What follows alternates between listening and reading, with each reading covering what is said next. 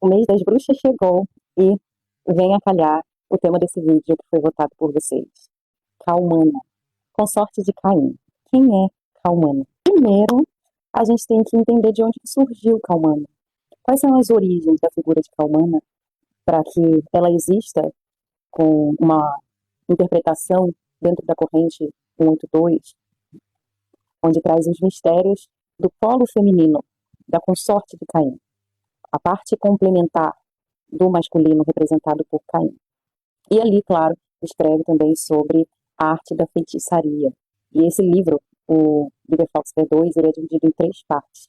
E a gente tem ali uma gênese mais aprofundada na primeira parte, onde cita como tudo aconteceu.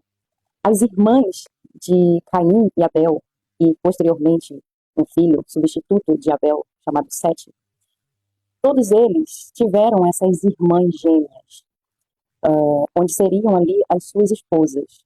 A gente tem o Livro dos Júbilos, é um livro apócrifo e judeu, onde se faz uma releitura para preencher algumas lacunas, e lacunas essas são as irmãs de Caim e Abel e de Sete. E posteriormente também teve uma releitura tanto desses escritos judeus quanto esse apócrifo, e ao longo do tempo foi se reinterpretando através de rabinos, através de místicos, de esotéricos, de ocultistas, até a gente chegar na gnose necrosófica de Caim e Calmana, da corrente 182. O Liber Foxter 2 conta a história de uma forma extremamente romântica e, claro, muito simbólica, mas utilizando esse pano de fundo de romance entre Caim e Calmana.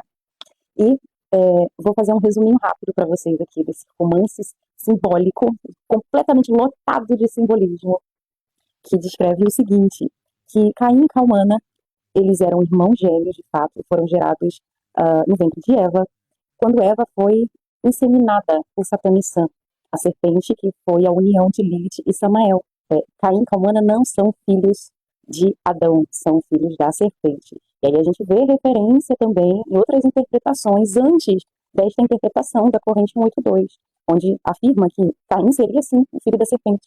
Caim e Calmana começam ali a desenvolverem certas artes, o cultivo de ervas, de flores e frutos, e então eles desenvolvem muitas artes que Abel e sua irmã gêmea não desenvolveram. É importante vocês lerem para que vocês compreendam toda a carga que tem ali de simbolismo e de questão emocional e psicológica. Em determinado momento, Adão diz que Caim terá que se casar com Calimat e Abel se casar com Calmana. E Calmana e Caim ficaram achando aquilo um absurdo, porque eles sempre andaram juntos e desenvolveram várias artes juntos e se identificavam completamente, enquanto eles não se identificavam nem um pouco com Abel e Calimat. Calimat e Abel ficaram muito felizes, porque eles eram apaixonados por Caim e Calmana. Não vou entrar nos pormenores do comportamento de Abel e Calimat, porque vocês vão ler e vão compreender as nuances, tem muitas nuances ali do comportamento deles, de como funciona o psicológico deles, e o que isso tudo representa. Mas, então, eles resolvem, então, chamar o Deus Criador e fazer ofertas a eles, para que seus pedidos fossem atendidos. E o pedido de Caim era que Deus permitisse que ele se casasse com Calmana. E o pedido de Abel foi que ele conseguisse se casar com Calmana.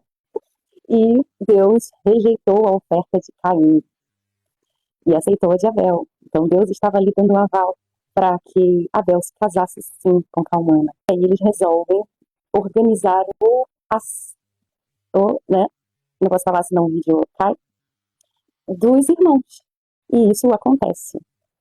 E depois que eles cometem o primeiro, e que foi o de Abel, eles recebem uma marca na testa. Seria a marca de Caim.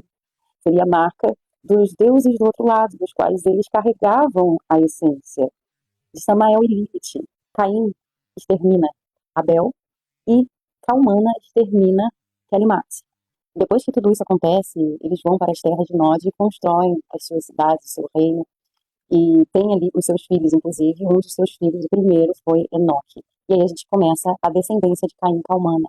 Enquanto Abel foi substituído por Sete, e casa-se também com uma das suas irmãs. Uma coisa interessante dentro do Liber Falsifer 2, que eu quero comentar, é sobre esta invocação aqui, com invocação de Calmano, onde são citados outros nomes que a gente encontra dentro de alguns livros apócrifos, como o Livro dos Juros.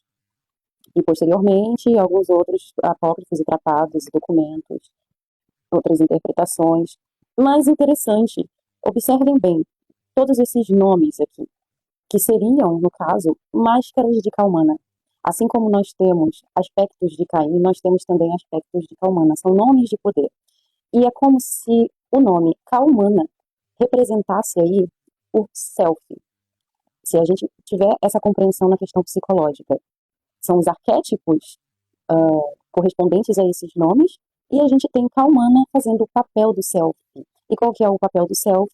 Fazer esse trabalho de reintegração entre consciente e inconsciente e entre as partes da nossa psique. Para que a gente trabalhe o processo de individuação. E outra explicação interessante com relação à importância de Calmana é que, no caso, Calmana representa a ânima, enquanto Caim representa ânimos. E todos nós temos ânima e ânimos. Tanto que, quando Caim e Calmana completam essas 7 gerações e são 3 vezes coroados, eles descem ao submundo e se assentam ao trono do Senhor da Sombra da Morte. E nós temos Caim, Baal, Zelmoth. Calmana como Baal, Zelmoth. Ou a junção dos dois em um nome só seria Baal, Baalat, Zelmoth. Porque eles finalmente, a semente única que era ali de Lilith e Samael, que se dividiu em 2 no ventre de Eva e tiveram separados pela carne, no pós-morte, ao vencerem a morte, né, transcenderem a morte, porque tem a interpretação também de que eles venceram a morte, eles não chegaram a morrer, mas completaram esses 7 ciclos e receberam suas 3 coroações, então não chegaram a serem assassinados ou algo do tipo, transcenderam, né? E aí temos a junção, novamente, dos dois. Tanto que, na árvore de Da'at, temos uma clifa na interpretação da corrente 318, chamada Baal Zemoth. Podermos trabalhar aquilo que nós precisamos matar, aquilo que nós precisamos reintegrar, aquilo que nós precisamos eliminar com relação ao nosso comportamento, que ainda possa ser inclinado à vontade do demiurgo, ao controle que esses exercem dentro da prisão demiúrgica. Essa cadência de submissão orquestrada pelos arcontes e pelo demiurgo. Então, trabalhando esses aspectos de Caim e Calmana, por isso Calmana é a mãe das bruxas, porque temos ali a arte da feitiçaria para que nós consigamos alcançar essa transmutação, essa alquimia negra. Essa alquimia negra que a necromancia pode nos proporcionar, tanto na arte da feitiçaria quanto na necrognose, que é conhecimento advindo diretamente dos mortos, dos poderosos mortos. Calmana, ela não representa apenas uma mulher. Inclusive, tem pessoas que se questionam, né? Mas peraí, irmão que casou com irmão? Como assim? A humanidade veio disso? Porque, olha, vamos refletir um negocinho aqui bem pequenininho. Nós tínhamos a Pangeia. Nós não tínhamos a divisão dos continentes. E aí, conforme foi passando o tempo, os continentes as placas tectônicas foram se afastando e formando os continentes, como nós conhecemos hoje. Nós temos registros arqueológicos de espécies de humanos antes da Homo sapiens sapiens, que é a nossa. E algumas espécies chegaram a conviver no mesmo tempo, a se esbarrarem. Nós tínhamos pequenas tribos.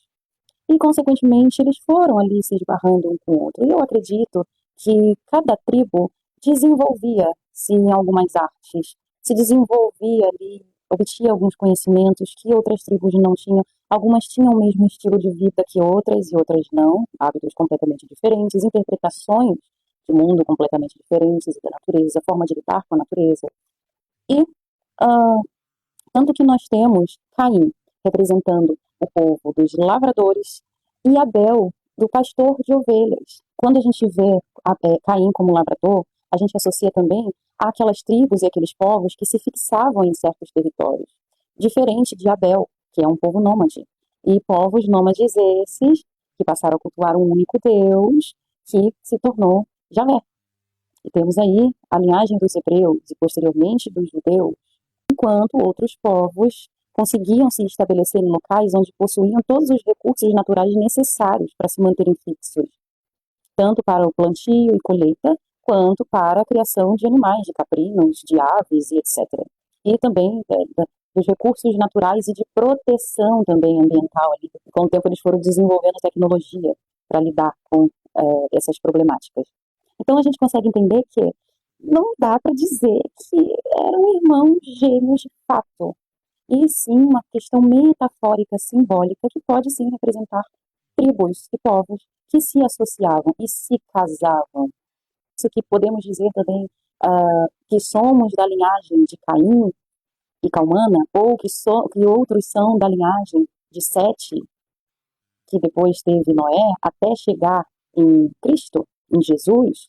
Então, somos de linhagens, mas hoje, com esta interpretação, o homem sempre tentou compreender a sua existência se baseando na construção de metáforas. Eu espero que vocês tenham compreendido sobre a mãe das bruxas, Calmana, e que vocês tenham ficado interessados em se aprofundar. E os livros que eu indico são exatamente estes livros, Liber Foxfer, 1, 2 e 3. E se você quiser compreender melhor também com um conteúdo mais amplo sobre luciferianismo, tem a mentoria que eu desenvolvi, que tem 2 módulos, inclusive no módulo 2 tem uma aula sobre Caim. E claro, eu coloquei no módulo 2 porque corresponde à senda da necromancia dentro do luciferianismo. E vai ser interessante você pegar desde o iniciozinho do módulo 1, compreender toda a simbologia de Lúcifer, para depois você compreender as sendas e as práticas do luciferianismo ou do satanismo.